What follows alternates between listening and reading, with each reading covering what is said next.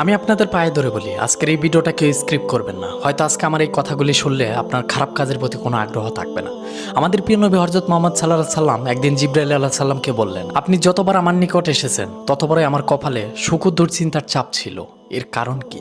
জিবরাইল আলাইহিস সালাম আমাদের প্রিয় নবী হযরত মুহাম্মদ সাল্লাল্লাহু আলাইহি সাল্লামের প্রশ্নের জবাবে বললেন, জাহান্নাম সৃষ্টির পর থেকে আমার ঠোঁটে, চোখে ও মুখে কখনো হাসি ফোটেনি। জাহান্নাম কেমন হবে? জাহান্নামের গভীরতা এমন হবে যে এর মুখ থেকে একটি পাথর ফেলে দিলে জাহান্নামের তলদেশে পৌঁছাতে ৭০ বছর সময় লাগবে। বিচারের দিন জাহান্নামকে ৭০,০০০ শিকল দ্বারা টেনে আনা হবে, যার প্রত্যেক শিকল ৭০,০০০ ফেরেশতা বহন করবে। জাহান্নামে চাঁদ এবং সূর্যকে নিক্ষেপ করা হবে, আর তা জাহান্নামের অবনীলায় হারিয়ে যাবে। আর জাহান্নামবাসীদের শরীরের চামড়া ১২৬ ফুট পুরু করে দেওয়া হবে, যাতে আযাব অত্যন্ত ভয়াবহ কঠিন হয়। তাদের শরীরে থাকবে আরো তিল, যাদের এক একটি উহুদ